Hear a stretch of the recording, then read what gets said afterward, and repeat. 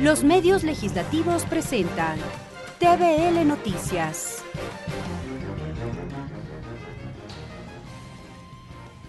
Saludos amigos y sean ustedes bienvenidos a TVL Noticias, que llega a ustedes a través de la señal de los medios legislativos, Televisión Legislativa del Ecuador, la radio de la Asamblea Nacional, y nos siguen también por internet por tvl.asambleanacional.gov.es y por Facebook Live. Hoy en Conoce la Ley vamos a hablar de otra de las normativas aprobadas en los últimos meses por la Asamblea Nacional. Nos referimos a la Ley Orgánica de Eficiencia Energética. Sean ustedes bienvenidos.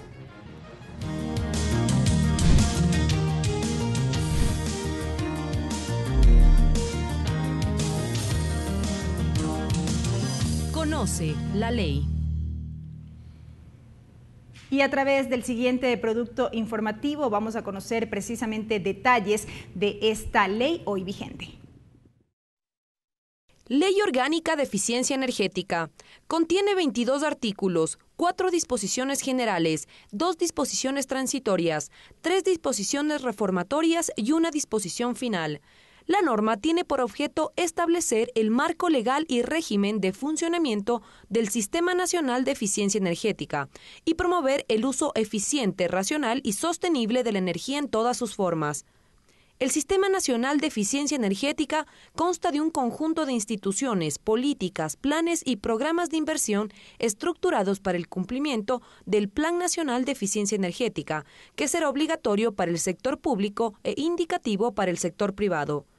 Se obliga a los gobiernos autónomos descentralizados que, con base a sus competencias en los sectores de tránsito, transporte y de la construcción, implementen las regulaciones del Sistema Nacional de Eficiencia Energética.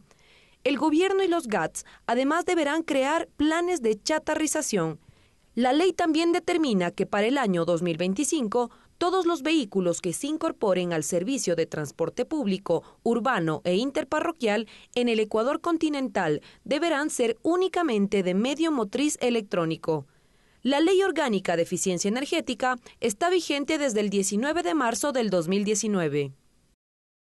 Y bien, para efectos de este diálogo, hoy en Conoce la Ley nos acompaña el asambleísta Esteban Albornoz. Bienvenido a TVL Noticias. Muchísimas gracias, Belki. Un saludo a los ciudadanos que nos escuchan y nos ven.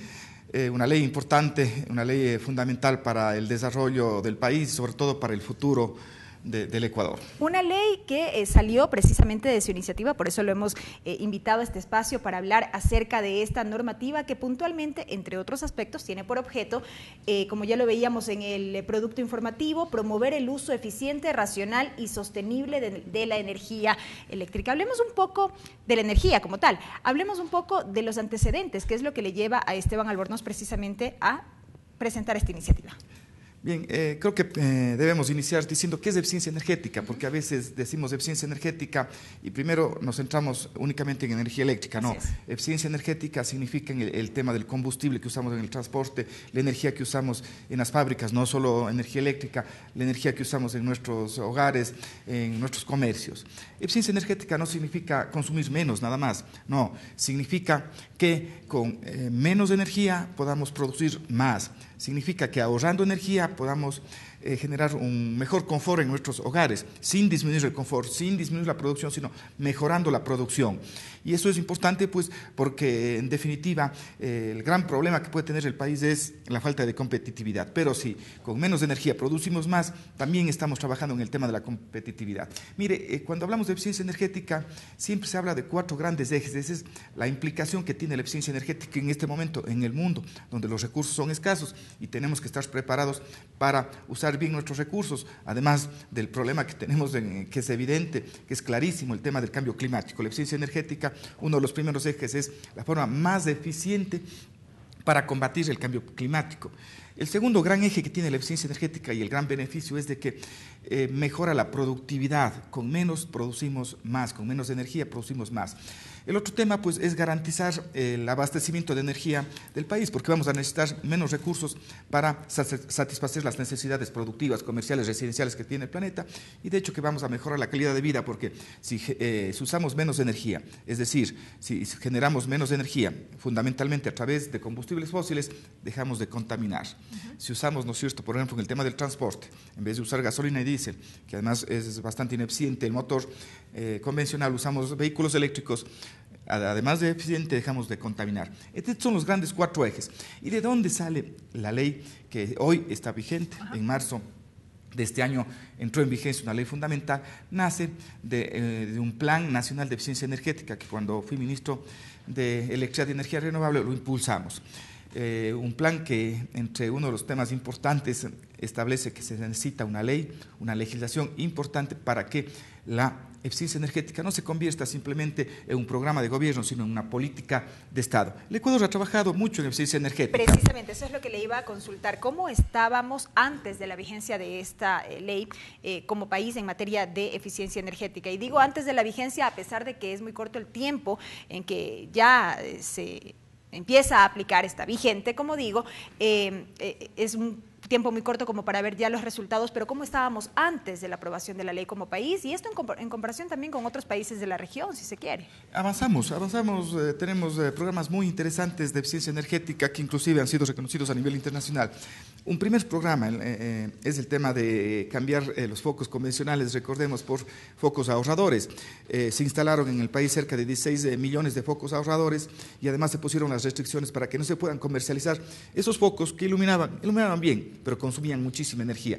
Antes tenía un foco que consumía 100 vatios y con el foco ahorrador consumía 18 vatios. Inclusive ya dimos un paso adicional, ya dejamos los focos ahorradores y este momento es la tecnología LED. De los 100 vatios que consumía un foco que teníamos en nuestra sala, en nuestro comedor, pues pasamos a usar uno de 18 y ahora pasamos a usar uno de 5 o 6 vatios. O sea, la tecnología avanza muchísimo, muy rápido y es por eso que se permite, pero tiene que haber, ¿no es cierto?, una política para dejar de usar esos focos que eran ineficientes por focos eficientes. Es un primer programa y sobre todo a nivel residencial, porque el mayor consumo que teníamos en nuestras viviendas era por el tema de iluminación, reemplazar la luz del día por una luz artificial.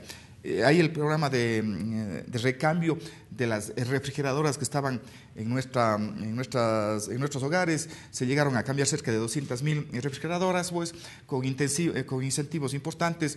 El Estado ecuatoriano asumía la mitad del costo de la nueva refrigeradora, que consumía menos y además daba mejores prestaciones y se pagaba a través de la planilla eléctrica. Y un programa muy importante, muy interesante, fue el tema de las cocinas de inducción, que en su momento lo politizaron. Pero vamos a hablar desde el punto de vista técnico. El programa de cocinas de inducción es extremadamente bueno para el país, porque primero usamos la mejor tecnología que existe para cocción. Además es una cocción mucho más rápida, mucho más limpia y sobre todo dejamos de usar el gas, que primero el Ecuador no tiene gas, el gas licuado de petróleo y tiene que importar el 90% del gas que consumimos en el país, tenemos que importar. En un país dolarizado es gravísimo tener que importar. Sacamos divisas. Después está extremadamente subsidiado. Cuesta 1.60 el cilindro de gas al usuario, pero al país le puede llegar a costar hasta $15. ¿Pero cuál fue realmente el impacto de este cambio asambleísta? Vamos a eso, ¿no? Y además, pues, combatir el cambio climático, porque dejamos de usar combustibles fósiles por energía limpia, ya que tenemos hidroelectricidad. Entonces, todos ganábamos. Además, había incentivos porque aquellos que compraban las cocinas de inducción, que podían, ¿no es cierto?, además, en 3 años irse descontando de las preñadas eléctricas, tienen actualmente los primeros 80 kilovatios hora gratis. O sea, los que tienen cocina de inducción en este momento en el Ecuador cocinan gratis. Pero eso es mucho mejor desde el punto de vista económico para el país que usar un cilindro de gas, un cilindro y un poco más que se utiliza en las viviendas. Ese fue 800.000 hogares ecuatorianos cocinan con inducción y esos son los mejores promotores del programa. En su momento, pues sí hubo alguna dificultad por los temas económicos, no se recibieron los flujos adecuados, pero yo creo que debemos seguir impulsando un proyecto fundamental. ¿Cuáles fueron los resultados? Cambió la tendencia. El consumo del gas en el Ecuador crecía 3-4% al año. Y no solo que ya dejó de crecer desde el 2014, son datos reales del balance energético publicado en los últimos días, sino más bien se disminuyó el consumo de gas y se rompió la tendencia, pues prácticamente el consumo de gas que tenemos en el Ecuador en este momento, en el año 2019, es el mismo del 2014, no creció más. Y eso le trae ahorros importantísimos al país. Yo estoy seguro que, haciendo cálculos rápidos, sin ser preciso, $80 millones al año le está generando ya de beneficio al país el programa de cocinas de inducción. O sea, yo os invito a las autoridades de gobierno de que retomemos ese programa, no le politicemos, hagamos bien. Seguramente hubieron errores, hubieron algunas dificultades, los que comercializaban las cocinas de inducción también, en algunos casos, pues, no siguieron prácticas comerciales adecuadas, medio que les imponían a cierta gente. Todo eso se puede superar, pero el programa en su conjunto es un programa de eficiencia energética fundamental que ha sido publicado a nivel internacional y reconocido por varias instancias. Muy buenos resultados. Hay que complementarle. De hecho, que en su momento la meta era bastante más alta, pero por los problemas económicos que todos conocemos que se dieron en el 2015 y 2016 por la baja del petróleo, en fin, se asignaron menos recursos, pero creo que se pueden buscar formas para seguir incentivando el tema de las cocinas de inducción. Esas son las realidades de la eficiencia energética en el país y podemos hacer mucho. Ahora bien, asambleísta Albornoz, hablemos, antes de profundizar en los beneficios mismos de esta iniciativa, hablemos de cómo fue su socialización, ya su tratamiento aquí al interior de la Comisión de Desarrollo Económico. Claro. Y solo para concluir una idea, se ha trabajado en eficiencia energética desde el punto de vista de la electricidad, ¿no es cierto?, de uso en refrigeración, en iluminación, en cocción, y que no hemos hecho nada, y eso tenemos que reconocer en el tema del transporte. Y si voy a dar un dato y con eso paso al siguiente, al tema que usted me plantea. En el Ecuador, el 46% de la energía que se produce y se consume, el 46%, casi la mitad de la energía que producimos y consumimos en el Ecuador va al sector del transporte. O sea, es un dato altísimo. En el mundo, pues hay que revisar, porque siempre hay que comparar. En el mundo es apenas del 28%. O sea, de la energía que se produce en el mundo, el 28% va al sector del transporte. En el Ecuador es el 46%. Significa que somos extremadamente ineficientes en el sector del transporte. Y es por eso que, hemos de hablar luego, está incluido un tema importante, un capítulo importante sobre el transporte y la eficiencia. De los vehículos eléctricos y otras estrategias interesantes que están incluidas en la ley. Bien, luego de que se propuso la ley, pues yo quiero agradecer a los presidentes que estuvieron en su momento porque vieron la importancia y le dimos la agilidad. Pasó a la Comisión de Desarrollo Económico, pues, y el proceso de socialización fue amplio. Primero, obviamente, todas las instituciones involucradas, me refiero al Ministerio de Energía, a la Agencia de Regulación y Control Eléctrico, estuvieron presentes el Instituto de Eficiencia Energética y Energías Renovables, que lamentablemente le fusionaron y ya no existe, ya no tiene la misma fuerza, que me parece que fue un error, porque la eficiencia energética es el futuro. Sí, a veces no se necesita construir más centrales de generación, sino consumir menos, nada más de forma inteligente. Bueno, participaron actores del sector privado, participaron gremios de los colegios profesionales, participó representantes de la industria, todos apoyando el proyecto, obviamente haciendo aportes. Muchas veces ya en esto no estamos de acuerdo porque nos va a generar estas dificultades, en fin, pero hubo un proceso de socialización amplio, importante, que nos permitió, pues, tanto en el primero y en el segundo debate, pues, tener el proyecto de ley que ahora está en vigencia. Tengo que reconocer también el aporte primero de los miembros de la Comisión de Desarrollo Económico y de una cantidad de asambleístas que en forma seria, pues, hicieron aportes para que este proyecto de ley sea una realidad. Y vamos ya en el siguiente bloque, asambleísta, a profundizar, como ya lo advertíamos, en los beneficios mismos de la Ley Orgánica de Eficiencia Energética. Estamos en diálogo con el asambleísta Esteban Albornoz, quien preside la Comisión de Desarrollo Económico aquí en Conoce la Ley. Es tiempo de una pausa, ya regresamos con más, no se vayan.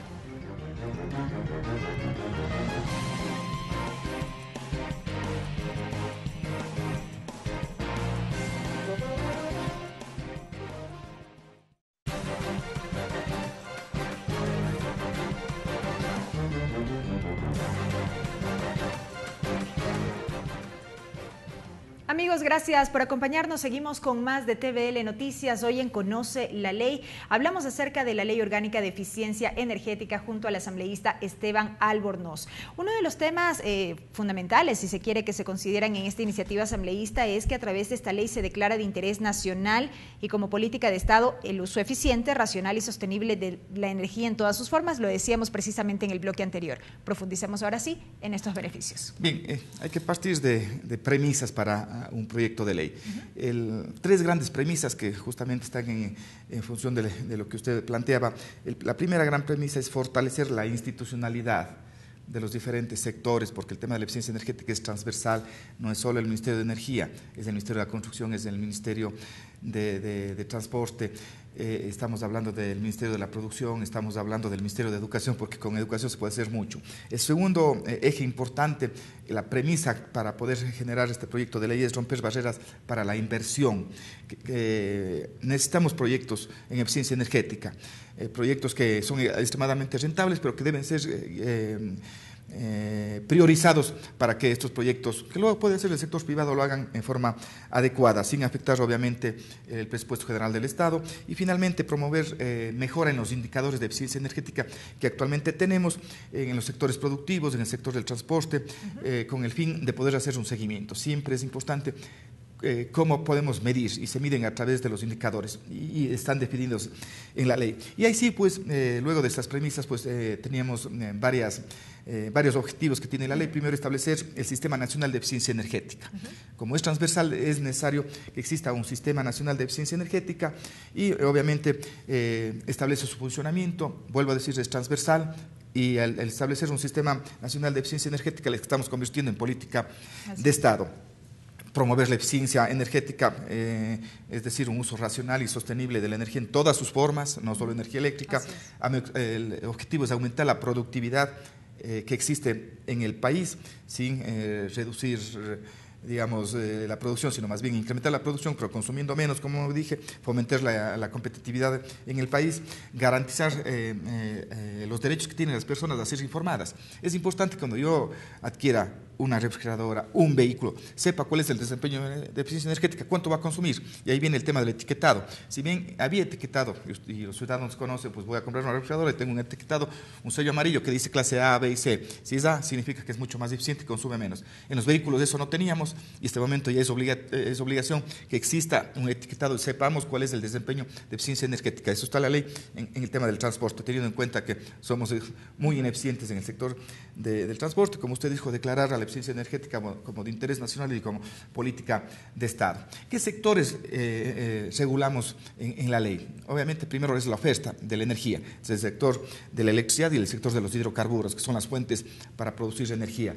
Y desde el punto de vista del consumo, se regula, ¿no es cierto?, el sector residencial, el uso de la energía en el sector residencial, que es electricidad y gas fundamentalmente, el sector industrial y comercial, que se puede hacer muchísimo para disminuir costos y generar mayor competitividad a nuestros productos que se fabrican en el país, el sector transporte, que para nosotros ha sido un tema importante, el sector público también, los edificios.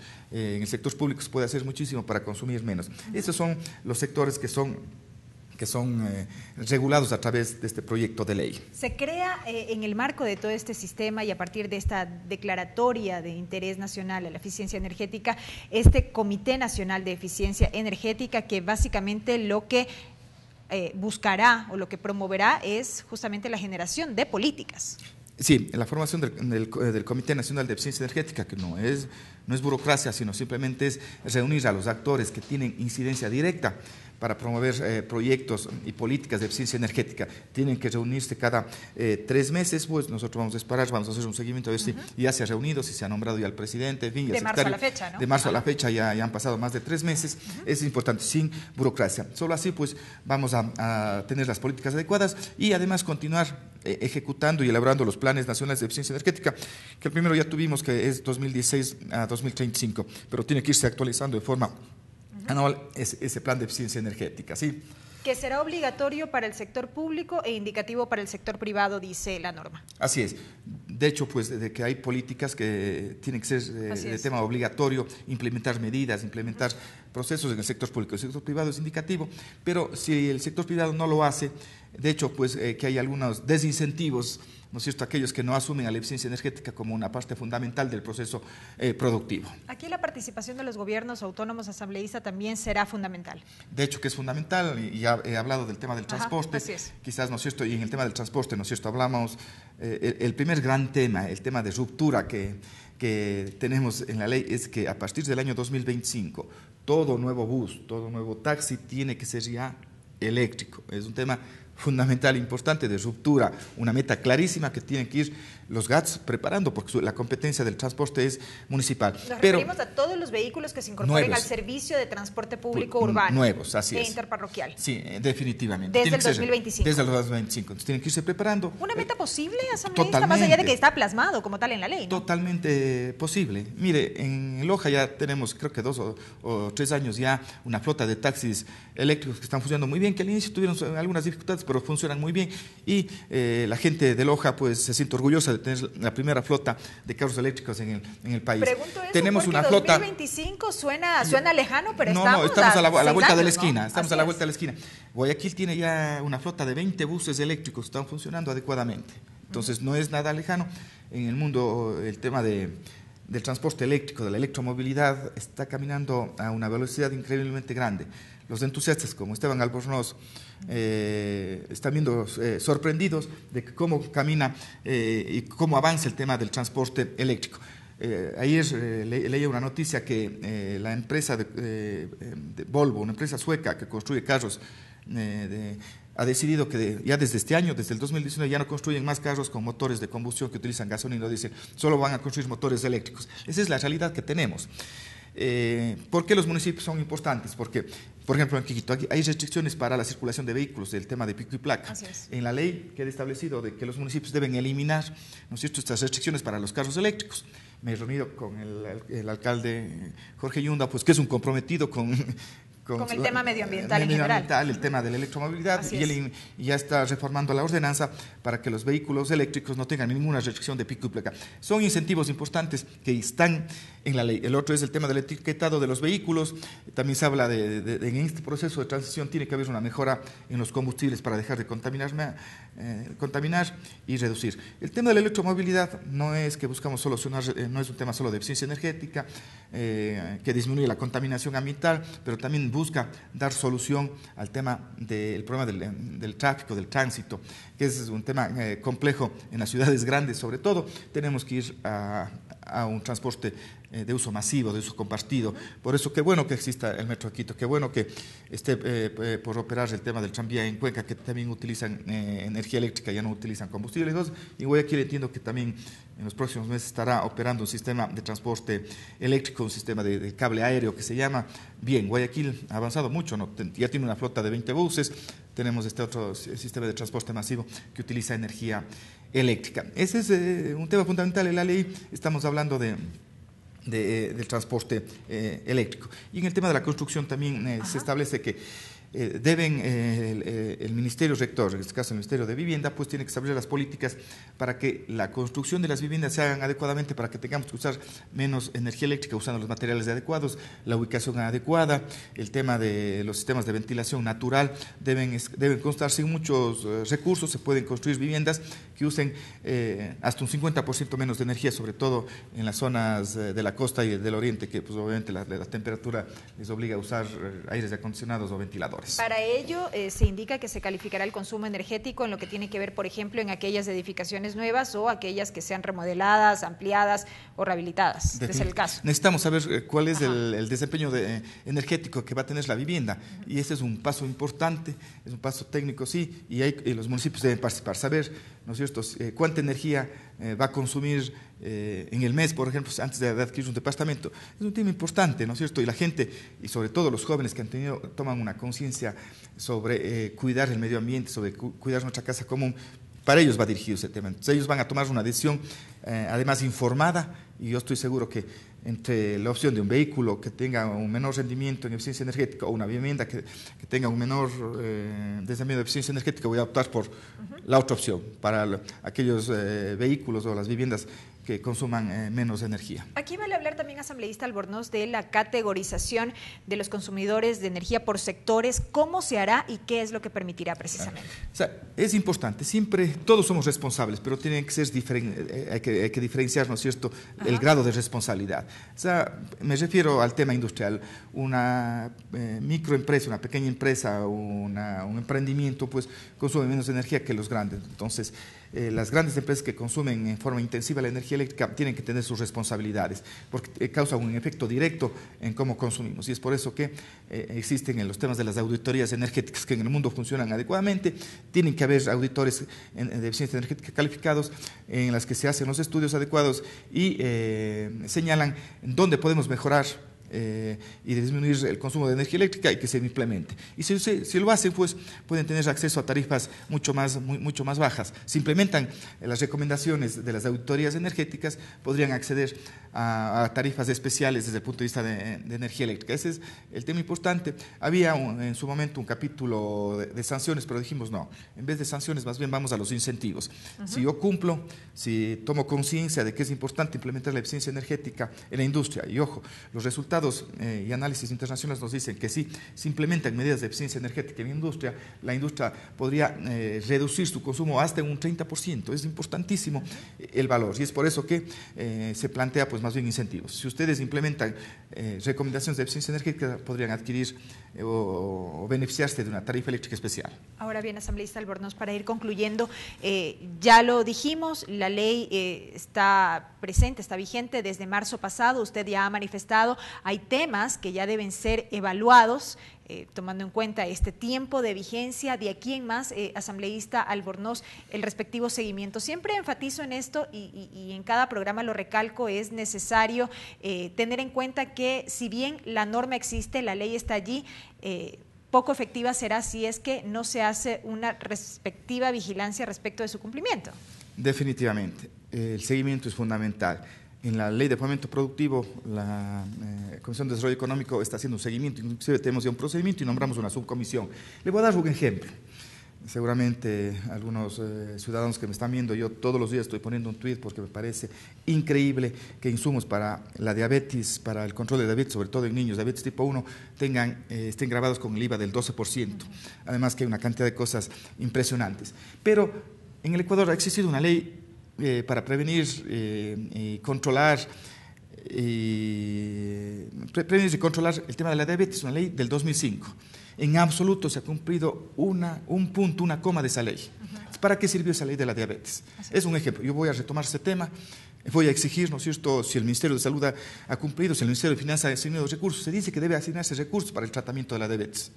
En las prácticas pues no existe. Entonces, ¿para qué sirvió esa ley si no hacemos un seguimiento? Me salgo un ratito de la eficiencia energética, claro, pero sí, es mostrar de que hacemos las leyes y las leyes quedan en letra muerta. En papel. Y no vamos a permitir, yo creo que uno de los grandes cambios que debemos tener los asambleístas en este momento, ya hemos recurrido más del 50% de nuestro tiempo, es hacer el seguimiento. En la de fomento productivo estamos haciendo el seguimiento, lo vamos a hacer en eficiencia energética y voy a hacer el seguimiento en el tema de la ley de diabetes que está en vigencia desde el 2005 y ni una coma se ha cumplido en esa ley. Y nosotros atentos a aquello, asambleísta Albornoz, gracias por haber estado con nosotros en este espacio. Muchísimas gracias.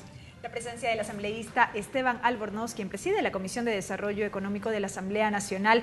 Hoy en Conoce la Ley hemos dialogado acerca de los beneficios de la Ley Orgánica de Eficiencia Energética. Amigos, hasta aquí TVL Noticias. Gracias a ustedes por habernos acompañado. Hasta una próxima ocasión.